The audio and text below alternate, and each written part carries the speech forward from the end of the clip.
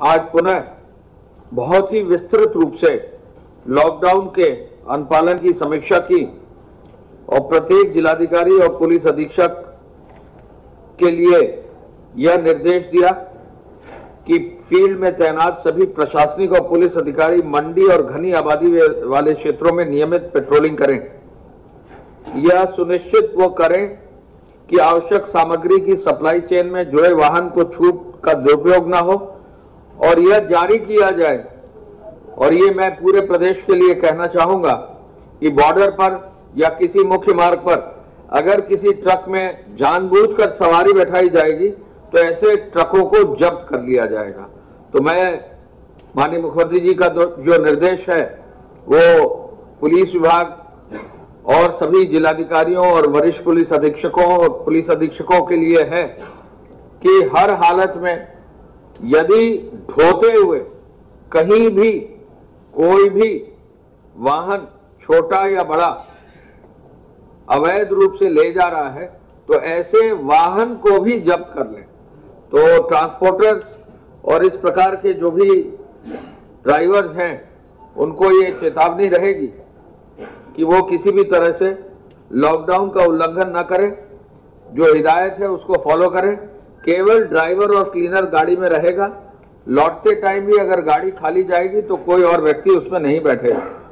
माननीय मुख्यमंत्री जी ने एक और निर्देश ये दिया है कि जो क्वारंटाइन सेंटर हैं उनमें सोशल डिस्टेंसिंग का विशेष ध्यान दिया जाए और क्वारंटाइन सेंटर्स में खान पान की व्यवस्था, टॉयलेट्स की व्यवस्था, वहां पर सोने की और अलग अलग व्यवस्था जो है उस पर भी उन्होंने समीक्षा की और आदेश दिया कि ऐसे सभी क्वारंटाइन सेंटर्स को वरिष्ठ अधिकारी यानी जिला पुलिस अधीक्षक स्वयं भी, सीएमओ भी जाकर देखें और कहीं भी वहां पर दिक्कत न हो।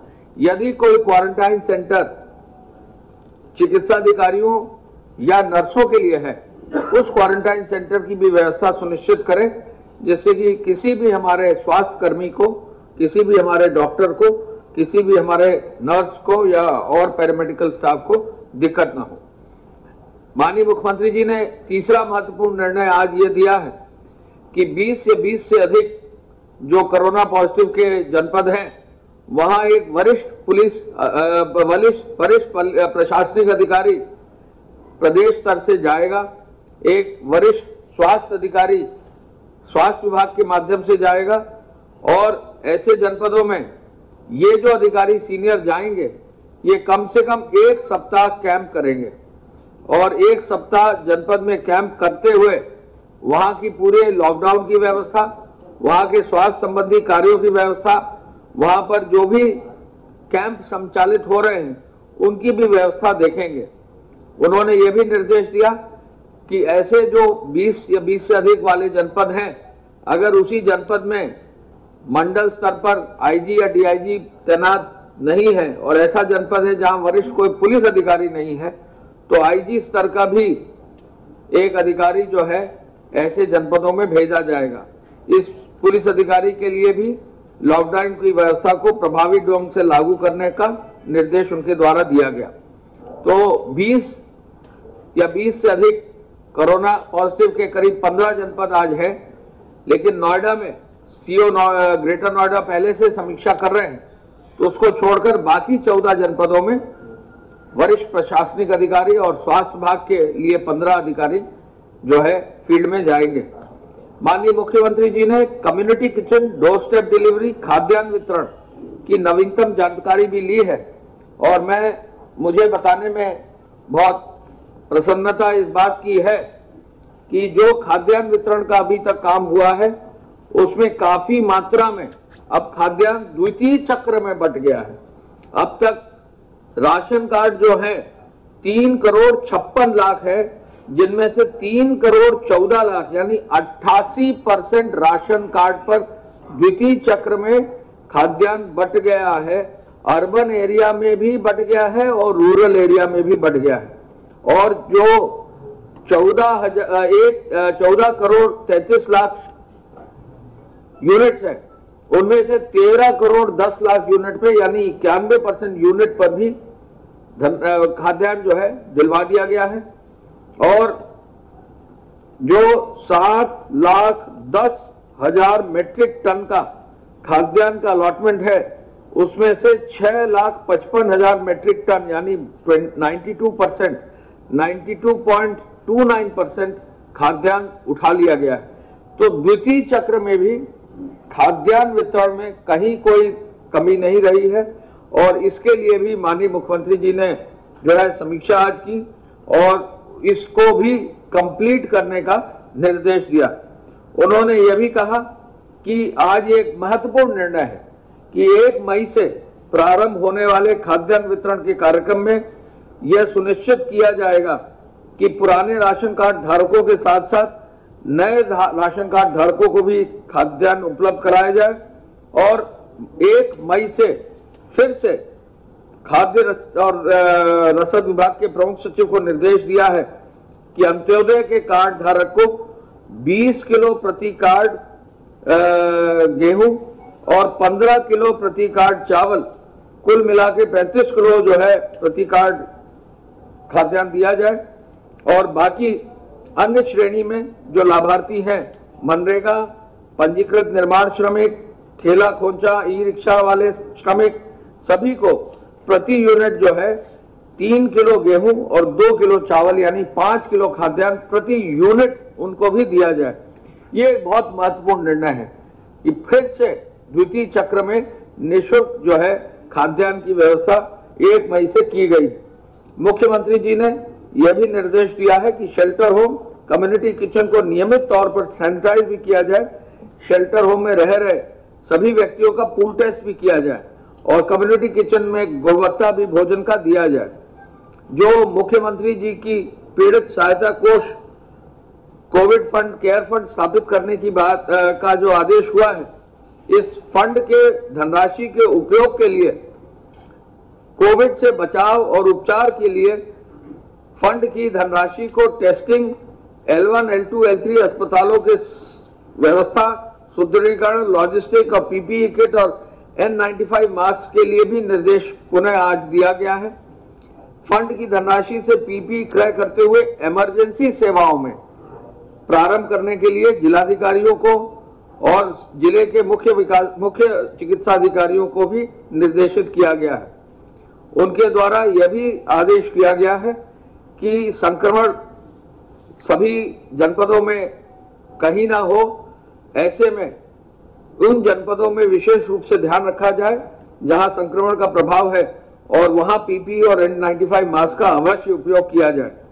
माननीय मुख्यमंत्री जी ने टेलीमेडिसिन पर फिर से निर्देश दिया है चिकित्सा स्वास्थ्य विभाग को कि ऐसे लोगों के नंबर, डॉक्टर्स के नंबर जो है वो प्रचारित किए जाए जो टेलीफोन पर उपचार का परामर्श दे सकते हैं और घर बैठे चिकित्सकीय व्यवस्था की कार्रवाई सुनिश्चित की जाए।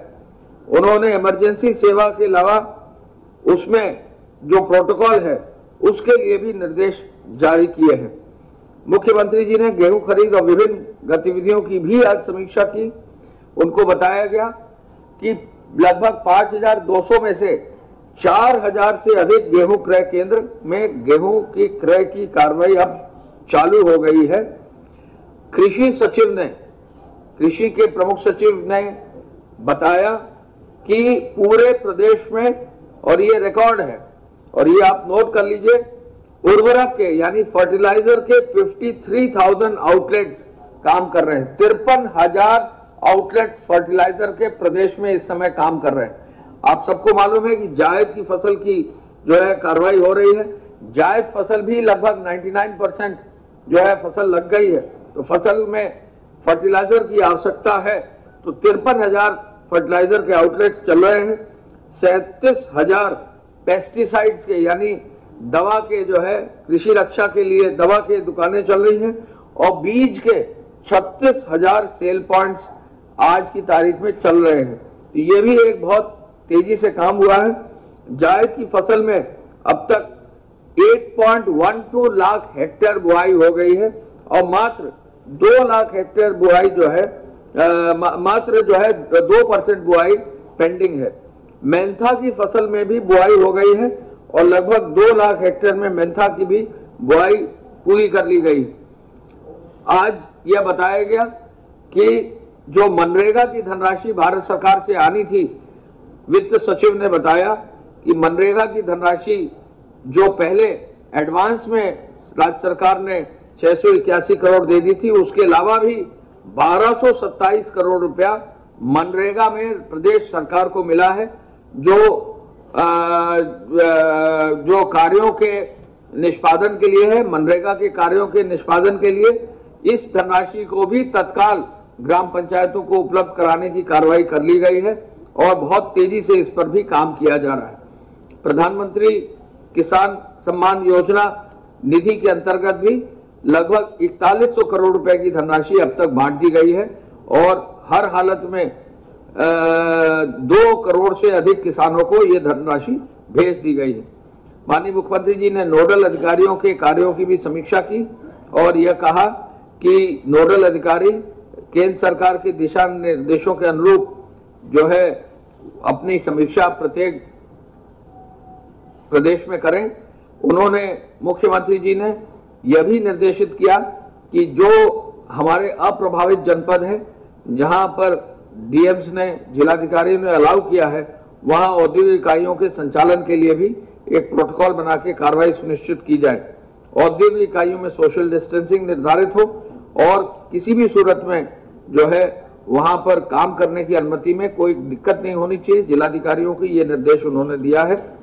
जो औद्योगिक इकाई हैं उनमें थर्मल स्कैनर भी कार्मिकों की व्यवस्था कर ली जाए और कार्मिकों के भोजन और रहने की व्यवस्था भी उनके परिसर में रहेगी, यह उन्होंने निर्देशित किया है।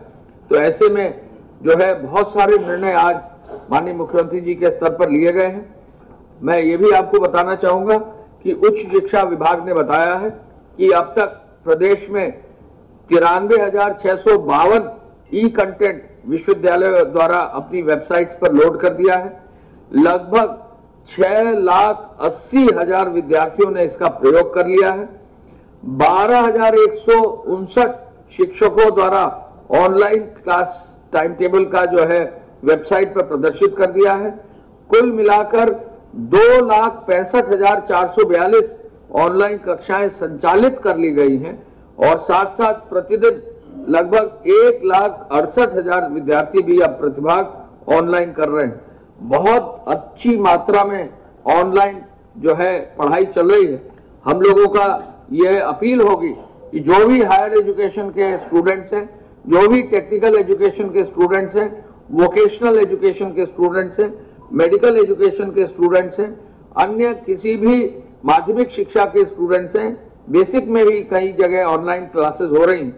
ऐसे में वो सभी अपने ऑनलाइन क्लासेस में भाग लें जिससे कि उनका समय प्रॉपरली यूटिलाइज हो और वो शिक्षा में अपने जो है गुणवत्ता को और अधिक बढ़ा सकें।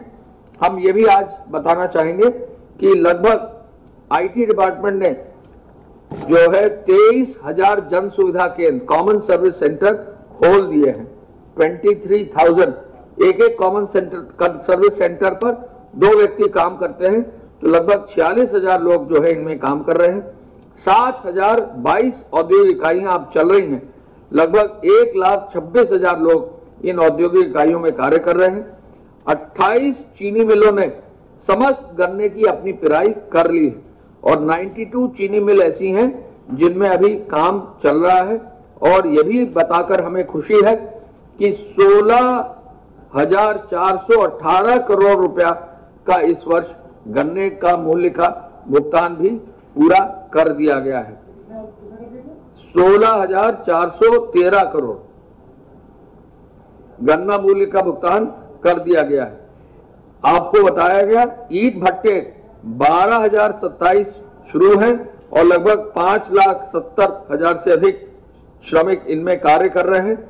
यूपीडा द्वारा अपने 3 कार्य शुरू कर दिए गए हैं और आज की तारीख में यूपीडा के पूर्वांचल एक्सप्रेसवे में जो 11,200 करोड़ से अधिक का कार्य है, लगभग 4,835 श्रमिक कार्य कर रहे हैं। और आपको जानकर खुशी होगी कि यूपीडा के पूर्वांचल एक्सप्रेसवे में 2,122 मशीनें काम कर रही हैं। 2,122 किसी भी प्रोजेक्ट पर इतनी अधिक संख्या में मशीनें कहीं भी प्रदेश में नहीं लगाई गई। बुंदेलखंड एक्सप्रेसवे का कार्य भी जो है तेजी से हो रहा है, उसका 4,481 श्रमिक हैं। गोरखपुर लिंक एक्सप्रेसवे में 428 श्रमिक कार्य कर रहे हैं। पीडब्ल्यूडी विभाग ने भी बहुत तेजी से कार्य शुरू किया है। पीडब्ल्यूडी में अब तक 161 कार्य अब शुरू कर दिए गए हैं और कुल मिलाकर 2,858 करोड़ के कार्य शुरू हो गए हैं और लगभग 3,727 श्रमिक जो है पीडब्ल्यूडी विभाग के विभिन्न कार्यों में जो 161 हैं उनमें काम कर रहे हैं। यानी लगभग 2,800 से अधिक करोड़ के काम शुरू और 161 कार्य जो है शुरू कर दिए गए हैं। सिंचाई विभाग ने भी 49 परियोजनाओं में 140 करोड़ में काम शुरू कर दिया है। लघु सिंचाई ने 165 कार्य शुरू कर दिए हैं। तालाबों के 188 शुरू कर दिए। ग्रामीण पेयजल में 27 कार्य शुरू कर दिए हैं। नगर विकास की अमृत योजना में 34 कार्य शुरू कर दिए गए हैं और एक बहुत अच्छा जो प्रोग्रेस आई है वो भी हम आपको बता दें। पंचायती राज में अब तक कल 30,000 थे, आज 43,313 43,313 काम ग्रामों में शुरू करते हुए लगभग 15,612 ग्राम पंचायतों में काम शुरू किया है और 3,36,043 कुशल श्रमिक अकुशल श्रमिक सब मिलाकर कार्य कर रहे हैं। यानी पंचायती राज विभाग में ही 3,36,000 से ज्यादा श्रमिक आज की तारीख में काम कर रहे हैं और लगभग 15,612 गांव सभा में काम भी शुरू हो गया है। आवास विकास विभाग में भी 2 कार्य, एक कार्य जो है वाराणसी विकास प्राधिकरण का और एक कार्य जो है प्रयागराज विकास प्राधिकरण का शुरू हो गया है। कोविड-19 के अंतर्गत राजस्व विभाग के अनुसार हमारे यहाँ अब जो क्वारंटाइन सेंटर्स पे काम हो रहा है उसमें जो है 5,247 क्वारंटाइन सेंटर्स में अभी भी लोग जो है बाकी हैं, जिनको भली बात देखा जा रहा है और जिनको आगे जो है 14 दिन पूरा करने पर होम क्वारंटाइन पे जो हमारे प्रदेश के हैं उनको नियमित रूप से भेजा जा रहा है। मैं पुनः इस अवसर पर बताना चाहूंगा कि हमारे प्रदेश में उन जिलों में जहां 20 या 20 से अधिक कोविड पॉजिटिव पाए गए हैं, माननीय मुख्यमंत्री जी ने विशेष आदेश किए हैं कि वरिष्ठ प्रशासनिक अधिकारी, स्वास्थ्य विभाग के अधिकारी और पुलिस अधिकारी उन जनपदों में जाएंगे। और मैंने आपको ये भी बताया कि निर्माण कार्य में बहुत अधिक तेजी आई है और कई जनपदों में अच्छा निर्माण कार्य शुरू हुआ है। उद्योग विभाग के जो भी औद्योगिक इकाइयां हैं, जिन जनपदों में अनुमति है वहां के जिलाधिकारी अपनी परमिशन दे दें, उद्योग के सभी लोग वहां जाकर अपनी परमिशन भी ले लें, ये निर्देश सभी को दिया गया है। मैं प्रमुख सचिव स्वास्थ्य से चाहूंगा कि कृपया आप अपने विवरण उपलब्ध करें। धन्यवाद। इस समय तक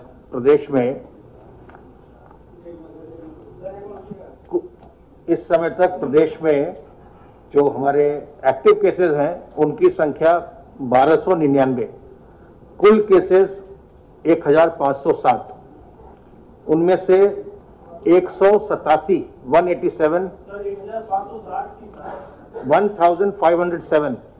1507 टोटल केसेस। इनमें से एक्टिव केसेस 1299 जो हम पूरी तरह उपचारित होकर डिस्चार्ज हो चुके उनकी संख्या 187 और जो जिनकी दुर्भाग्यपूर्ण मृत्यु हुई है उनकी संख्या 21।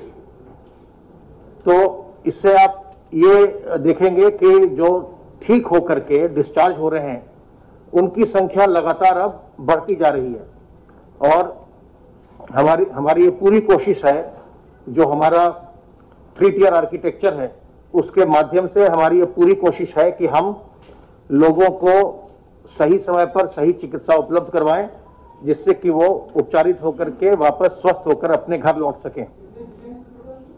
टोटल जनपद 56, इनमें से जो एक्टिव केसेस जिनमें रह गए वो केवल 45। 11 जिले ऐसे हैं जिनमें एक्टिव केसेस नहीं है। इनमें एक्टिव केसेस 0 है। जो भी केसेस आए थे उनका उपचार हो गया, वो डिस्चार्ज हो गए। तो आज की तारीख में उनमें एक्टिव केसेस नहीं है। तो केवल 45 जिलों में इस समय एक्टिव केसेस हैं, 30 जनपदों में एक्टिव केसेस नहीं है। जो तबलीगी जमात से या उनके संपर्क में आए या जो उनके कॉन्टैक्ट्स हैं, उस तरह की कुल संख्या जो है वो 938। तो इस प्रकार से आप देख रहे हैं कि लगातार निरंतर लोग स्वस्थ होकर के लोग अपने घर जा रहे हैं। और जैसा हम लोग बार बार शुरू से कह रहे हैं कि इस बीमारी से घबराने की आवश्यकता नहीं है, इससे हमें सावधान रहना है। और जो आपका सहयोग मिल रहा है, जो आपके माध्यम से हम लोग बार बार लोगों से अनुरोध कर रहे हैं, और लोग बाग जब भी बाहर निकल रहे हैं अपने चेहरे को कवर करके चल रहे हैं, फेस कवर लगा रहे हैं, मैं समझता हूं कि हमें इसका भी लाभ अपने प्रदेश में मिल रहा है। और इस यही वजह है कि अब हमारे जो नंबर्स हैं वो स्टेबलाइज हो गए और उनमें थोड़ी कमी भी हमको देखने को मिल रही है। जो टेस्टिंग की बात होती है, टेस्टिंग हमारे यहाँ कल जो है कुल 3737 सैंपल भेजे गए। 3737 सैंपल्स जिलों से कलेक्ट करके भेजे गए प्रयोगशालाओं को, और प्रयोगशालाओं ने कल यहां रिकॉर्ड टेस्टिंग की है। 3955 सैंपल टेस्ट किए गए। तो जो हमारा जो बैकलॉग पड़ा हुआ था, अब वो भी धीरे धीरे हमारा क्लियर हो रहा है।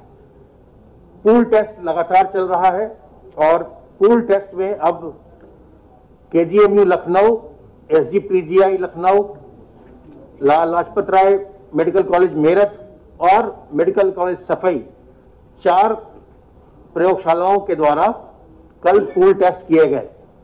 और पूल टेस्ट में कुल मिलाकर के 812 सैंपल पूल के द्वारा टेस्ट किए गए। जो लोग आइसोलेशन वार्ड्स में इस समय एडमिटेड हैं, उनकी संख्या है 1584, 1584। और क्वारंटाइन फैसिलिटी में मरीजों की संख्या, जिनको हम लेकर आते हैं, जो पॉजिटिव के कांटेक्ट होते हैं या जिनमें थोड़े बहुत विलक्षण दिखाई पड़ते हैं, उनकी संख्या 11,826। क्वारंटाइन बेड्स की संख्या बढ़कर के 16,869 हो गया है, जिसको हमने अरेंज किया हुआ है लोगों के लिए 16,869। और आइसोलेशन बेड्स की संख्या हमारी अभी लगभग 10,000 है। आवश्यकता पड़ने पर इसको हम और एक्सपैंड करेंगे। तो ये कुछ आंकड़े आपके सामने मुझे रखने थे। और जैसा आपको अभी अपर मुख्य सचिव सूचना ने बता दिया है कि माननीय मुख्यमंत्री जी ने कहा है कि निर्देशित किया है कि जहां भी 20 या ज्यादा केसेस हैं, वहां पर एक वरिष्ठ प्रशासनिक अधिकारी, चिकित्सा विभाग का एक वरिष्ठ अधिकारी भेजा जाएगा।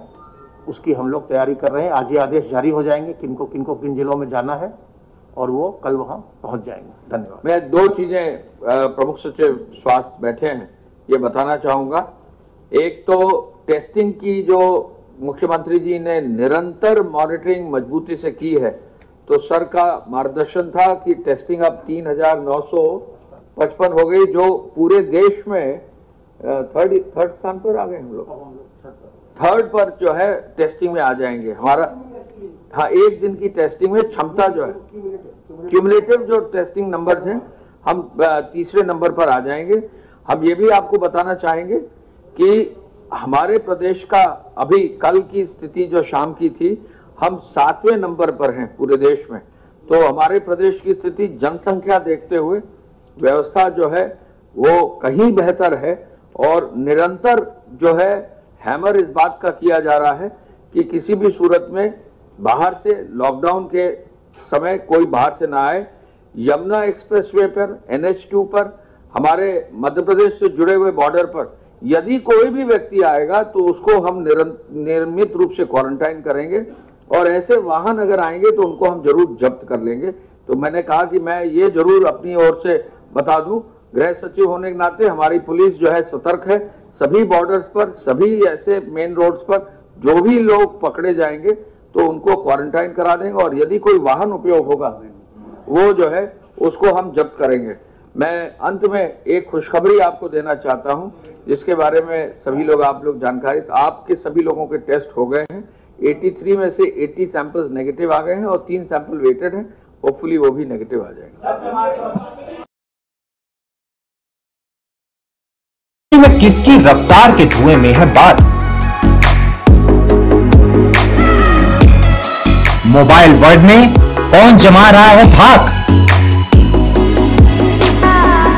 हम रखेंगे पूरा टेक ट्रेंडिंग स्टॉक।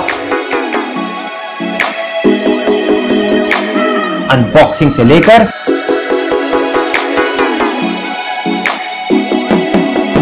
ऑटो पर रहेगा हमारा पूरा अपडेट।